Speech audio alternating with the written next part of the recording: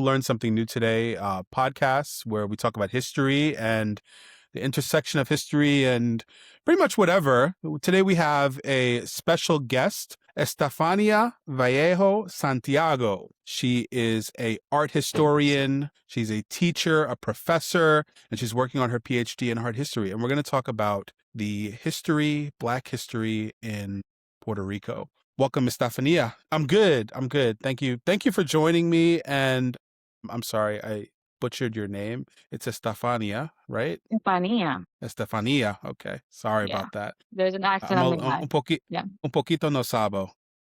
It's okay. No judgment. So, tell me a little bit about when we don't see a lot of Puerto Rican historians, specifically art historians. Tell me a little bit about your journey and why you decided to become a Puerto Rican historian. It began with noticing gaps. So I am, in some spaces, people would say I'm Afro Puerto Rican. In other spaces, I often just say I'm mixed Puerto Rican, and not mixed as in the triad of Taino, Spanish, and Black, but instead, my mother is a visibly Afro Puerto Rican woman, and my father is a white Puerto Rican man. So I say mixed as into the regard of how we say mixed in the US. And I started in art history.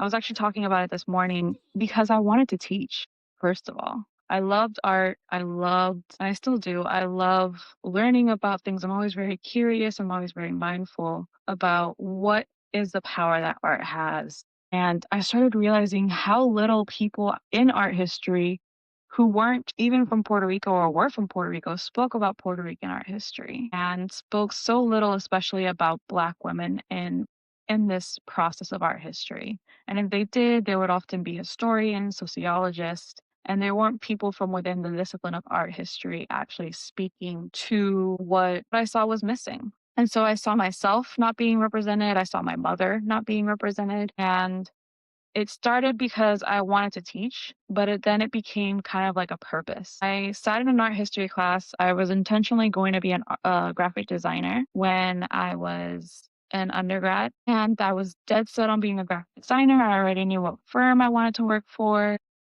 I was pretty skilled at it. I was pretty advanced. And then I sat down in my first art history class, and funny enough, I couldn't see. I had an eye infection. And so I sat at the front, not because I wanted to be the teacher's pet, but because that was the best way I could hear, since I wasn't going to be able to see the slides in the lecture. And so I sat down, and this professor, Dr. Townsend is her name, was talking about Stonehenge. And I'm going to be very honest, I give two shits about some rocks. I'm sorry, I cuss a lot, so I'm sorry. I You're do. I good. You're don't good. about some rocks. But she literally put me into Stonehenge. The way she was teaching, the way she was talking, and giving us the material, the facts, the curiosities, the wonder, all of this together, she brought me into Stonehenge. And I've never have considering things from that timeline, from that culture, from those communities. And I said, I want to do that. I want to take students to these spaces. And it was just this calling of like, I want to be a teacher. And then when I started working on my undergrad thesis, I actually looked at Rafael Trufino's La Plena, which is this mural at Museo de Puerto Rico in Santurce. And I remember being 15 and seeing this gigantic mural, visualizing what it is in Puerto Rico under this colonial system, under these dichotomies, and these sung newspapers basically being visualized, right? These plenas being visualized. And I started thinking about, well, I want to write about that for my undergrad thesis. And then those two worlds of I want to teach, but then also that gap of not being represented and also seeing the tensions of this system that we're under in Puerto Rico and Puerto Rican communities. I was like, I need to be able to merge these worlds together. This is what I want to do. I want to help open spaces and be the next set of shoulders that some other giants can sit on and stand upon. I want to be that professor, Dr. Townsend, bringing me to these worlds. But I want to bring people to Puerto Rico. I want to bring people to what it means to be a Black Puerto Rican and understand and have respect for that as well. One thing that I think about is how cool, quote unquote, it is to be Puerto Rican right now. We especially because, of Bad Bunny. Recently he won the album of the year at the Grammys. When your students or when you're teaching about the art history in Puerto Rico or Puerto Rican art history, how are students responding to that in this moment when it comes to like the coolness of being Puerto Rico? Do you see people that are as appreciative of Mhm. things outside of Bad Bunny? I teach at a predominantly white institution, and a lot of students are very into Bad Bunny's music and into, his cultural symbolism that he puts in, and they find it very intriguing and fascinating. But in my classes, I always try to position it from the point of view of criticizing or questioning, better said, the systems that we live under and how art and art history manifests within these. And so I do the same thing when we're talking about, like, even casually speaking about Bad Bunny.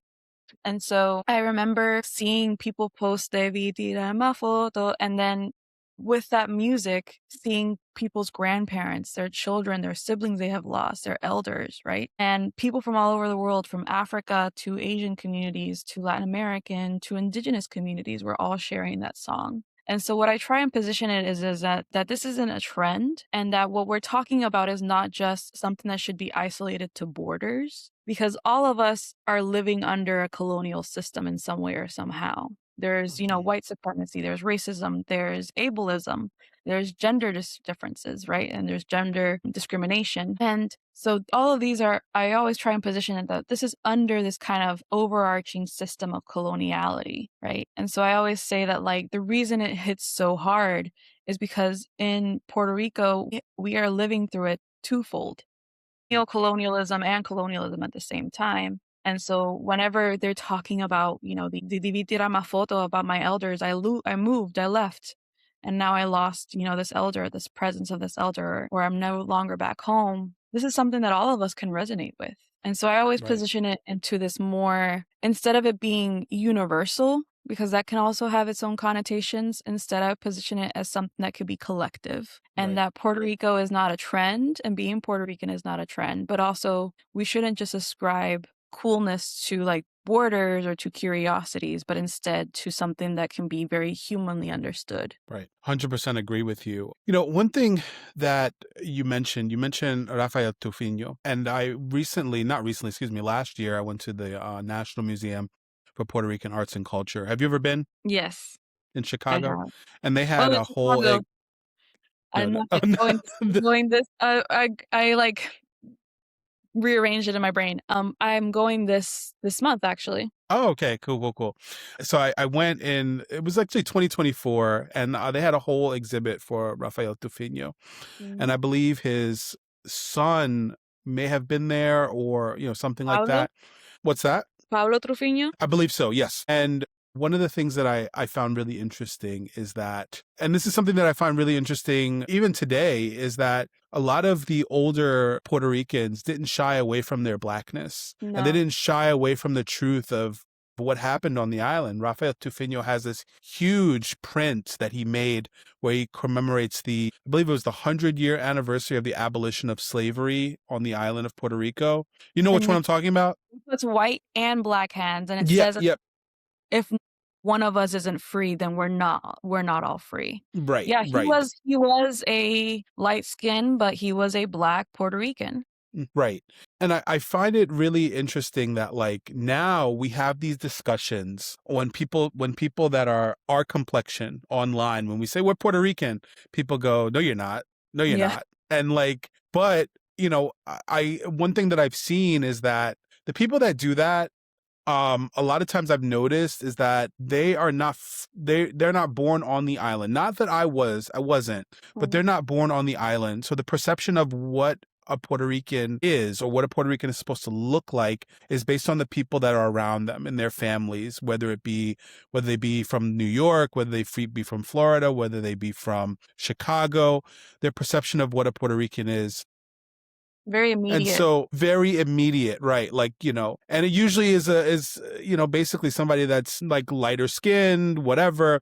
Where And I Yeah. wanted to ask, what has your experience been but another thing I wanted to say is when you go to the island, there's never any doubt. People Mm. come up to you and they speak in Spanish. They there's never any issue. So I wanted to ask you, like, what has your experience as a Afro Boricua, although, you did mention that you're a light skin, what has your experience been within the diasporic Puerto Rican community versus the community on the island? I grew up in Atlanta. When I left from Puerto Rico, we lived 2 years in Miami, and that was kind of just very similar to Puerto Rico, where I would just say Puerto Rican and they'd be like, okay, bet, that's it. And then when I moved to Atlanta, people didn't realize that I was Puerto Rican and not either mixed or light-skinned black. I actually remember for the first time hearing like, "Oh, I thought you were black," when I said I'm Puerto Rican, and that was like I knew this girl from middle school onwards, and I'm like, "My name's Estefania. Have you ever heard of an African American named Estefania?" Estefania, I've heard a couple, but Estefania? And also my nickname would be Nia. And so everyone always perceived that I was mixed race, which I am, or black, but in an American setting, in a US American setting. And in Puerto Rico, there is no stipulation. Oftentimes, even in the art world, is very strange because I am the blackest person in the room. And that says a lot that I feel like the blackest person in the room in an art historical or academic sphere. I remember I was in a meeting with diasporic Puerto Rican scholars, and I remember telling my mom, "Mom, you made me a disservice by thinking I was fully white." My mother always has told me that I'm a white woman instead of I'm a black woman or a mixed Wow. race woman. That was her way of protection, and Of I course. understand that if for her growing up dark skin in Puerto Rico was very rough. Although we like to say that in Puerto Rico we, all accept everyone, racism still is very prevalent in Puerto Rico. And she suffered a lot of it, and she still does. And Hmm. so for a way of protection is like, okay, she's light, automatically that means white. And then it became very difficult when I moved to the States. And even in Puerto Rico, I would color in, like in Bible school, I would color in Jesus black. And I would have classmates or fellow children be like, Jesus wasn't black. And I'm like, why not? My mom is black. She can be an angel, right? And like, I would Right. always like, it was very normal to me that people were of different shades and different demographics, but always being told in my ear that I wasn't black enough. But from my mother's perspective, because I wasn't the same tone of Right.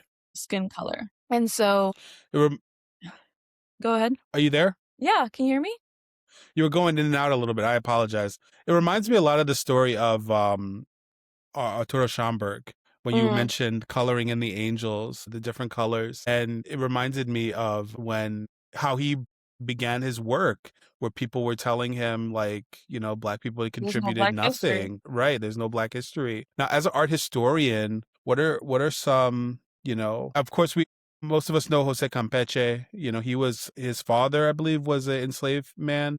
Who bought his freedom through selling portraits. Right, right, Yeah. right. So, who are some, now that we're talking about Black Puerto Rican history, who are some Black Puerto Rican artists that stick out to you as an art historian? There's so many. There's so many. Julia de Burgos. Hmm. And this is more poetry and writing, but Julia de Burgos was the same complexion as me. And throughout history until recently, they started acknowledging that she was half black and was moved through the spaces as a black woman in Puerto Rico. So there's in Jose Campeche too, he was whitewashed. It wasn't until recently after like a couple, like I would say after the rise of the protests for George Floyd in 2020, that people started being like, oh, maybe Jose Campeche is actually maybe darker than what we think he is. Maybe we can talk about his blackness now. And we have also Cecilia Horta Allende. She was the first muralist, period, in Puerto Rico to make a public mural. And she made it out of mosaics in Manatí. And she also laid the ground rules for art education in Puerto Rico and laid down the Wow. law for education, period.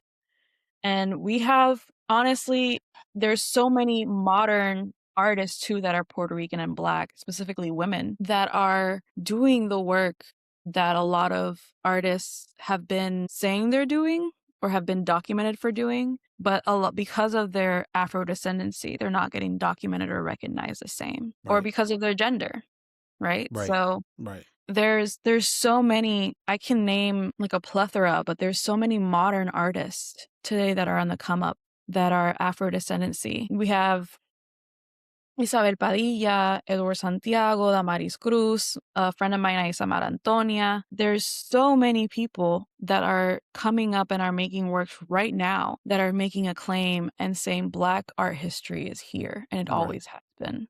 Right. And so like with your expertise, a lot of times I feel like when you're a Black person speaking truth to power on the internet, right? There's always people that are like, you don't know what you're talking about. Or Mhm. like they'll try to knock you down. Do you experience that in the academic world? All the time. I get it actually from more white people than I get it from white Americans than I get it from people from Puerto Rican descent or African descent. Hmm. I get it more from white Americans that, oh, you don't know what you're talking about, or even the way that I write. I write very poetically. I write very manifesto. It's very like, I don't have an accent because I trained myself. I saw how my mother was persecuted for her accent when we moved to the States. And so I knocked it down entirely. But when I write, it's in the cadence of Spanish. It's in the cadence of Afro languages. Like I've read stories by Afro-diasporic writers, and they write very similarly to how I write. Mhm. And it's not that I like mimic them, but it's just because there's this shared language of understanding. And Right. even then in academic spaces, a lot of my criticisms is for how my writing and my processes of thought are so different and how I don't know what I'm doing. And it's like, but I'm not a white woman, A. B, I don't want to be a standard academic. And then C, it's just like, who are you to tell me that I don't know about my own history? Right. So it Right. becomes very complicated because there's oftentimes this kind of intimidation. I actually had a student mention something recently.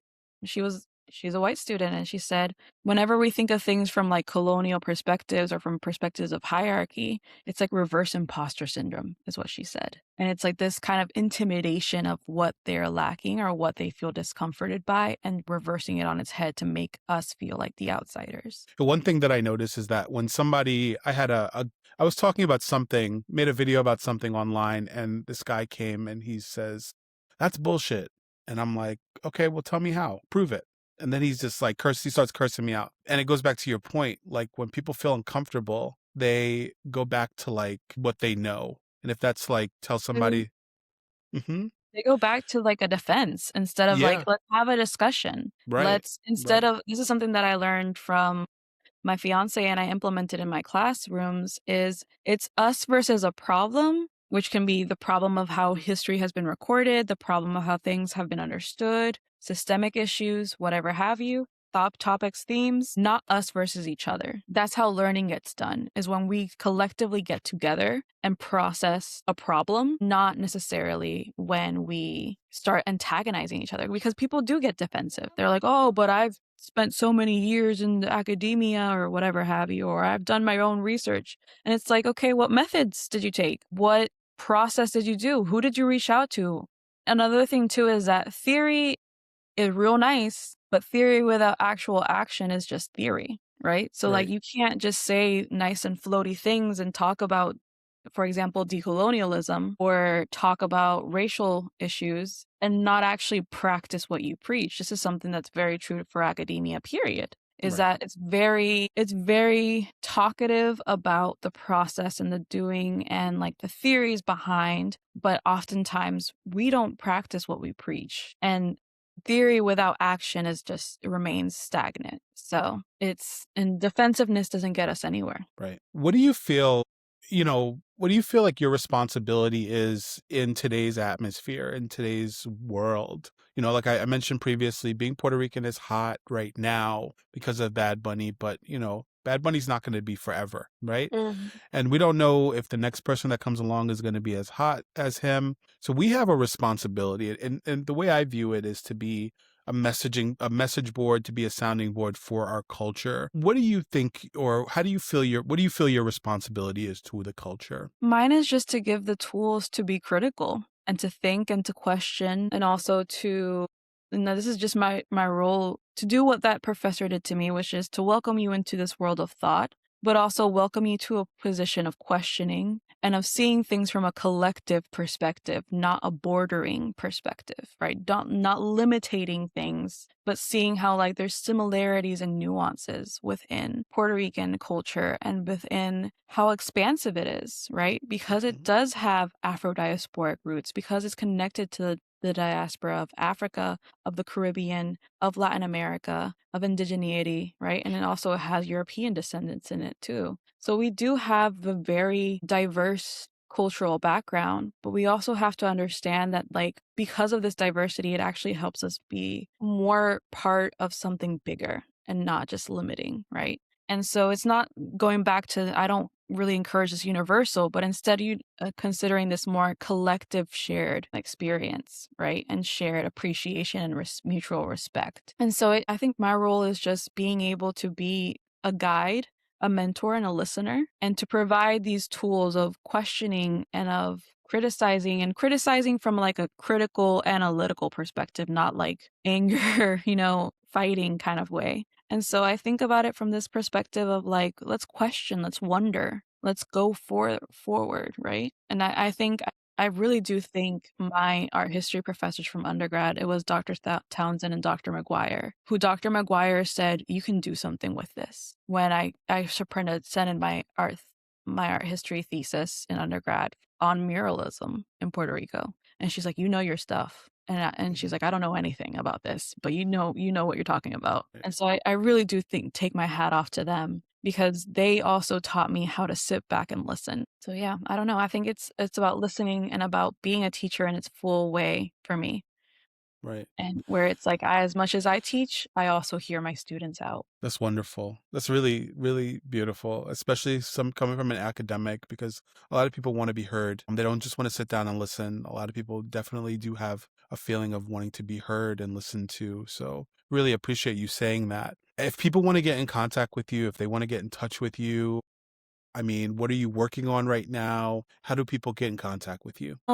So you can get in contact me. I'm always on social media because Instagram is my vice. And you can find me at Saint Electric. So it's spelled out entirely. That's my alter ego. I was really into comic books as a teenager, and I got Saint from Catholic saints and how I didn't see black saints. And then I also got it from superheroes. So this is a fun fact. A lot of black comic book characters, their superpower is always based around electricity, including Miles Morales as Spider-Man. Yeah. And so I said Saint Electric because of that. So Saint Electric. And then also you can reach out to me on email, which is my name, at fsu.edu. And then you can also just hit me up about any questions about anything, or if you want me to listen and if you have anything to share, yeah, I'm more than welcome to just listen and learn. Right now I'm working on my dissertation on Puerto Rican muralism. So I'm writing kind of a genealogy about it and putting it from the perspective of women, and specifically Black women muralists or Afro-descendant muralists. Awesome. Very specific topic, very engaged topic. Thank you so much for coming on today. I really appreciate you, Estefania. Thank you. It was wonderful.